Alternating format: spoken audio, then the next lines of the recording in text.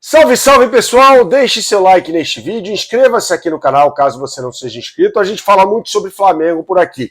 E o Felipe Luiz identificou um problema claramente no Flamengo, no que diz respeito ao campo, após a partida contra o Juventude. Aliás, grande vitória da equipe do Flamengo por 2-0, jogando no Alfredo Jaconi, a gente já falou muito sobre esse jogo por aqui. Mas quando ele fala sobre o Alan, e fala que o De La Cruz tem jogos pela frente, a gente fica com a pulga atrás da orelha. Em relação ao Jorginho, evidentemente, temos um problema aí.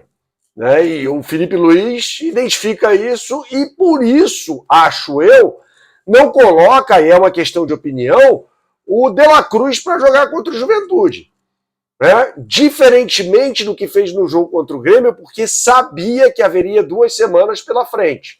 Então ele fala assim, peraí, deixa eu segurar o De La Cruz, just in case, como se fala em inglês, né? Para todos os efeitos, vai, para colocar o De La Cruz para jogar contra o Estudiantes, caso seja necessário. E se o De La Cruz não entrou um minutinho sequer na partida contra o Juventude, me parece claro que pode ser necessário.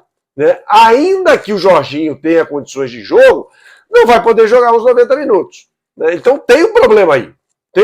Não estou falando que o departamento médico é incompetente, nada disso, mas o questionamento vai em relação ao que está acontecendo com o Jorginho. Né?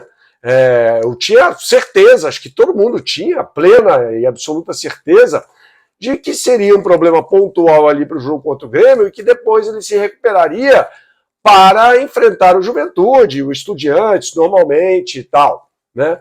Fica a expectativa da transição para o gramado. Isso é importante, pessoal. Quando você vir nos boletins médicos divulgados pelo Flamengo que o Jorginho está na fase de transição para o campo, aí você pensa assim, pô, mas uns 2 dias o camarada está apto a jogar.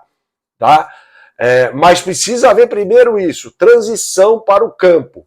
Com exercícios com a bola, aquela coisa toda, treinando de forma separada, mas fazendo já exercícios com a bola, para depois de 1 dia, 2 dias, ser reintegrado ao elenco principal. Enquanto isso não acontecer, ele permanecer no DM, é muito difícil fazer uma recuperação tão rápida. O jogo é na quinta-feira, os jogadores estão de folga nesta segunda-feira, quando este vídeo está sendo gravado, está tudo certo, a folga faz parte mesmo. E o Felipe Luiz, enquanto isso, estuda o time do Estudiantes. Né? É um time que vai enfrentar o Flamengo sem o Gonçalves Pires, né? Jogador que foi machucado, que ficou lesionado na partida contra o River Plate, logo no início do jogo, contra o River Plate. Eu assisti a esse jogo Estudiantes e River Plate no último sábado. O Estudiantes não jogou nada, pessoal. Não jogou absolutamente nada. O Ascacibar, aliás, que é o principal jogador desse time, olho nele, é o volante, capitão do time, é dono do time, bate pênalti, tudo. Tomou uma entrada do Martins Quarta, cara, que acabaria sendo expulso ainda no primeiro tempo. Desclassificante, aquela entrada que você fala, putz, esse cara vai tomar um cartão vermelho.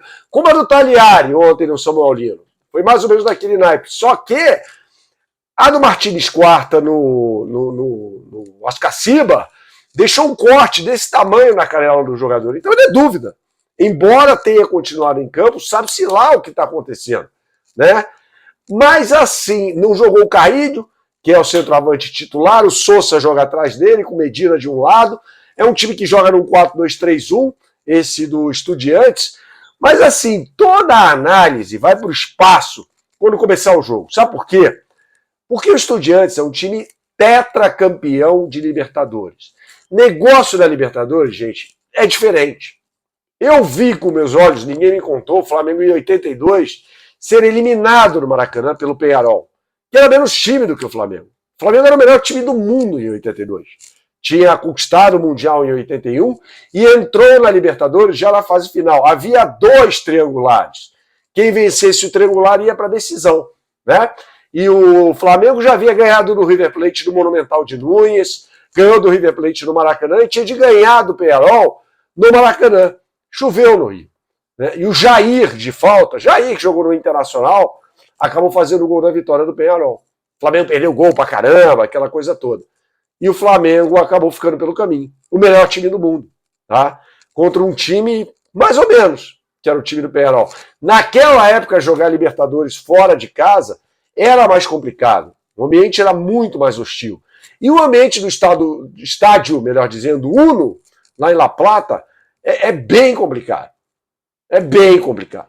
Tá? A torcida visitante fica num puxadinho ali atrás, é uma coisa feia até o que eles fazem, na minha opinião, com a torcida visitante. Mas retomando aqui, esse time foi campeão da Libertadores, 68, 69 e 70, 68 em cima do timaço do Palmeiras, um time que era capitaneado por Labru Verón, pai do Verón que você conhece, daquele carequinha, sabe? Pois é, esse Verón, Labrurita, foi quem levou o time do Cruzeiro, do Estudiantes, melhor dizendo, ao título em cima do Cruzeiro no Mineirão. Ele colocou o jogo no bolso, falou e pronto, acabou. O time do Cruzeiro era muito melhor do que a equipe do Estudiantes, mas o Estudiantes foi campeão. O Estudiantes sozinho tem mais títulos do que qualquer equipe brasileira. E o Flamengo deveria estar mais do que vacinado em relação a vexames recentes na Libertadores. Tem a eliminação para o Olímpia, depois de estar vencendo por 2-0 no agregado. Tem a eliminação para o Peñarol em 2024, tomando 1-0, gol do Cabreira, jogador mediano, nada mais do que isso, no Maracanã, perdendo gols, e lá no campeão Neucírculo, em Montevidéu, jogando até melhor do que a equipe do Peñarol, mas não conseguindo sair do 0-0. E tem o papelão mor, né, que é a derrota para o Central Córdoba, que é inadmissível, sob quaisquer circunstâncias, na fase de grupos da Libertadores deste ano. Então, se o torcedor achar que vai ao Maracanã para ver uma goleada, esquece. Se tiver, ótimo, legal, pô, show de bola. Mas achar de início que o time tem de ser cobrado por uma goleada, não. Tem que empurrar o time para que faça exercer o mando de campo. Afinal de contas, o Flamengo, por causa dessa campanha ruim na fase de grupos da Libertadores da América, vai decidir lá na Argentina. E depois vai ter Racing ou Vélez que se enfrentam nesta terça-feira. A gente pode até, se vocês quiserem, gravar um vídeo analisando essas equipes e tal, tá? Mas é complicado, cara. Não é assim de saída. Esse Ascacimer é bom jogador, cara. É bom jogador. Joga, como eu disse, num 4-2-3-1. Carrilho, que não enfrentou o River Plate, vai ser o titular na posição de centroavante. Esse Sosa é bom jogador. O Núñez, Santiago Núñez, que entrou no lugar do Gonçalves Pires, deve ser o titular. Aliás, ele marcou o gol nos acréscimos, né? O gol de honra da equipe do Estudiantes nessa partida contra o River Plate. O River Plate é mais tímido que o Estudiantes, mas o Estudiantes pode sim complicar a vida do Flamengo. Mas é 7º colocado no Campeonato Argentino. Gente, pé no chão. É o conselho que eu dou para vocês. Tá bom? Saudações, até a próxima e tchau, tchau.